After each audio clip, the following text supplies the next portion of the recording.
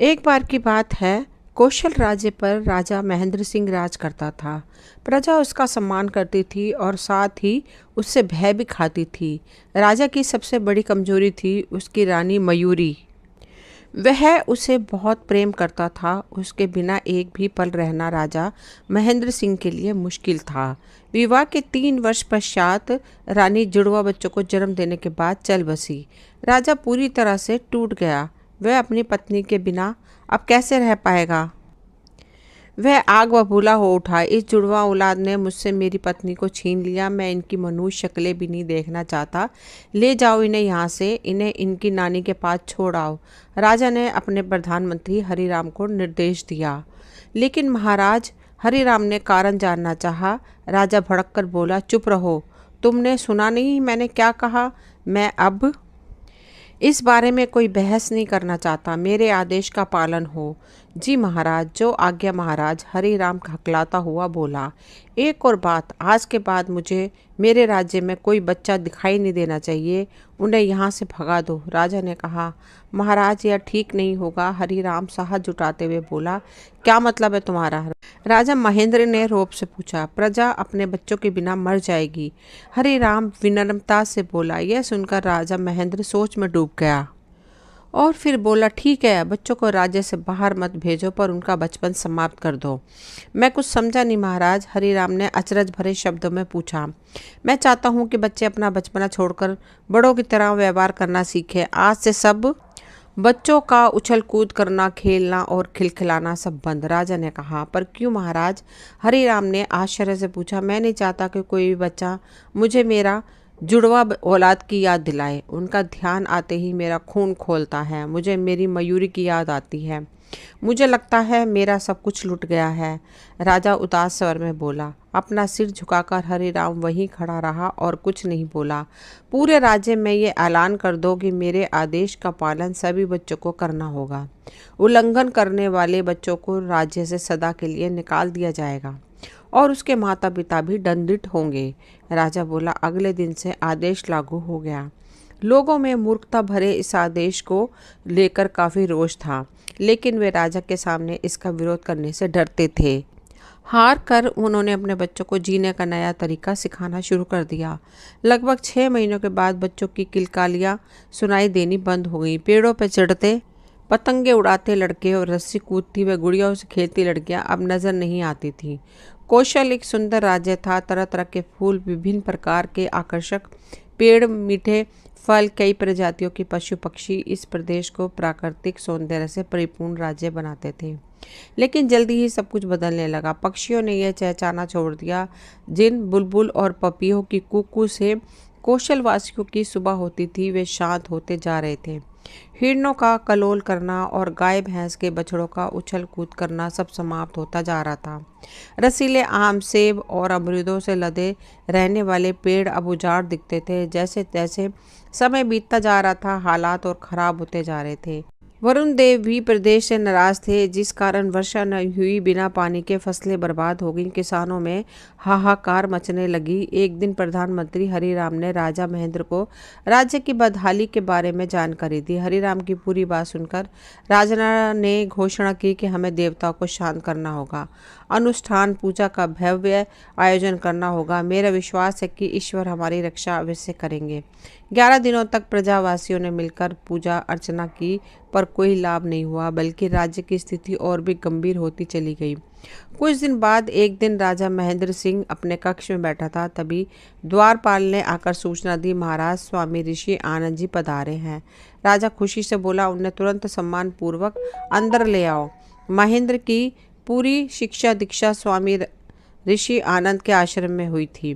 5 वर्ष पहले स्वामी जी हिमालय की कंदराओं में तप करने चले गए थे। उनके बाद किसी को उनकी खबर नहीं थी। कुछ देर बाद स्वामी जी ने कक्ष में प्रवेश किया। उनके चेहरे का तेज देखते ही बन रहा था। राजा उनके चरणों में लेट गया और बोला, स्वामी जी आप सही समय पर पधारे हैं, मेरी सहायता कीजिए। राजा को गले लगाकर स्वामी जी मधुरता से बोले, क्या हुआ राजन। राजन ने पूरी घटना स्वामी जी को कह सुनाई। मैंने उस जुड़वा अभिशाप को तो निकाल बाहर किया, लेकिन संकट का यह दुर्भाग्य मेरी धरती से नहीं जा रहा।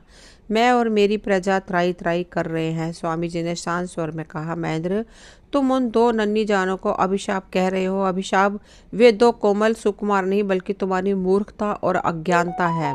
अगर बाहर निकालना है तो इन्हें निकालो। क्या कह रहे हैं आप स्वामी जी? राजा बौखलाकर बोला। क्या तुम्हें अनुमान है कि तुमने कितनी बड़ी भूल की है? सब बच्चों के बचपन को मारकर तुमने स्वयं प्राकृतिक संतुलन को क्षति पहुंचाने का घोर अपराध किया है। स्वामी जी बोले, मैं कुछ समझ नहीं पा रहा हूँ स्वामी जी। राजा हकलाया। क्या तुम्हें मालूम है कि ईश्वर का वास कहाँ है? स्वामी जी ने पूछा। ऊपर आकाश में, हमारे चारों ओर फैले मंदिरों में, राजा ने उत्तर दिया। तुम्हारा दृष्टिकोण सीमित है राजन। ईश्वर सृष्टि के प्रत्येक जीव में बसे हैं। क्या तुम ईश्वर की महिमा का एक जीता जागता उदाहरण दोगे? जी अवश्य है स्वामी जी। राजा बुदबुदाते हुए बोला। स्वामी जी राजा महेंद्र को महल के झरोखे में ले गए। उन्होंने बगीचे की ओर इशारा किया। राजा ने देखा कि वहाँ दो बच्चे खेल रहे हैं। उनकी आयु लगभग 3 वर्ष होगी। वे दोनों मिलकर तितली पकड़ रहे थे। कभी वे आपस में टकरा रहे थे तो कभी घास पर गिर रहे थे। उठने में एक दूसरे की मदद करते और फिर से वे तितली के पीछे भागने दौड़ने लग जाते थे। हंसते खेलते उन दोनों बच्चों की किलकारियों का शोर पूरे बगीचे में गूंज रही थी। राजा वहीं आश्चर्यचकित खड़ा देख रहा था। बच्चों की आवाज़ें जैसे उसके मस्तिष्क पर वार कर रही थी। स्वामी ऋषि आनंद ने राजा को समझाना शुरू किया। महेंद्र, बच्चों में भगवान बसते हैं। वे सुम पवित्रता, सत्यता, प्रेम और आनंद की अभिव्यक्ति हैं। कभी ध्यान से किसी बालक का अवलोकन करो, तुम्हें उनमें कभी छल कपट दिखाई नहीं देगा।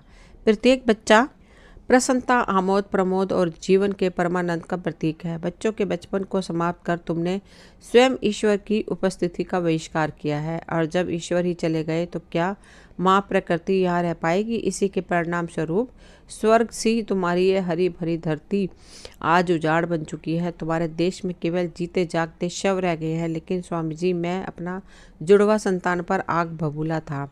वह तुम्हारी मूर्खता थी।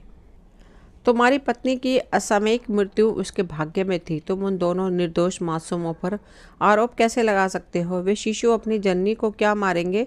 महेंद्र, बताओ। स्वामी जी स्नेह से बोले। राजा अपना सिर पकड़कर बैठ गया। वह लज्जित था। हे ईश्वर, यह मैंने क्या कर डाला? मुझे तो यह भी नहीं मालूम कि मेरे बच्चे आज कहाँ हैं। 1 वर्ष पहले मुझे संदेश मिला था कि एक साधु उन दोनों बच्चों को अपने साथ ले गया था। राजा बोला। हाँ, एक साधु उन बच्चों को ले गया था और वही साधु ने वापस तुम्हारे पास लाया है। वे जुड़वा इस समय तुम्हारे बगीचे में खेल रहे हैं। क्या कहा आपने? राजा खुशी के मारे उछल पड़ा। हाँ महेंद्र, मुझे कौशल प्रदेश की प्रजा और तुम्हारी समस्याओं के बारे में कुछ समय पहले ही पता लग गया था। मैं तुम्हारे बच्चों को उनकी नानी के घर से ले गया। तब से वे मेरे ही आश्रम में रह रहे थे। राजा दौड़कर बगीचे में पहुंचा और अपने बच्चों को देखने लगा। दोनों बच्चे खेल रहे थे। कभी वे घास पर गिर जाते और कभी एक दूसरे पर। बगीचे में महल के कई लोगों की भीड़ लग चुकी थी, क्योंकि वर्षों बाद बच्चों को बच्चों जैसा व्यवहार करते देखा जा रहा था। 1 वर्ष बीत गया। ये जुड़वा बच्चों का चौथा जन्मदिन था। पूरे राज्य में उत्सव मनाया जा रहा था। पक्षी चहचहा रहे थे, पशु उछल कूद कर रहे थे, फलों से लदी पेड़ों की शाखाएं हवाओं संग झूल रही थी। कुछ महीने पहले हुई बारिश के कारण खेतों में फसलें लहला रही थी। नगर की गलियों चौबारों पर रोशनी जगमगा रही थी। सभी बच्चे महल में कार्यक्रम आयोजन स्थल पर जमा थे। वहाँ तरह तरह के खेलों, प्रतियोगिताओं और ढेर सारे पुरस्कारों का इंतजाम भी था। महल के बीचों बीच खड़ी बच्चों की भीड़ में गुब्बारे फटने का एक जोरदार धमाका हुआ। सभी बच्चे तालियां बजाकर एक जोकर का स्वागत कर रहे थे। यह जोकर हाथी की तरह चलता हुआ मंच के बीच आकर खड़ा हो गया। जब तालियों की गड़गड़ाहट से पूरा मंच रोमांचित हो उठा तो उस जोकर ने अपना मुखौटा हटाया। यह कोई और नहीं, कौशल का राजा महेंद्र सिंह था। मुस्कुराते राजा ने वहां उपस्थित बच्चों अतिथियों का झुककर अभिवादन किया। पूरा पंडाल तालियों से गूंज उठा। दोस्तों, ये कहानी यहीं तक थी। मुझे उम्मीद है आप सभी को पसंद आई होगी। अगर पसंद आई हो तो प्लीज़ लाइक शेयर सब्सक्राइब करें। मिलती हूँ अगली कोई नई कहानी लेकर। तब तक के लिए थैंक यू।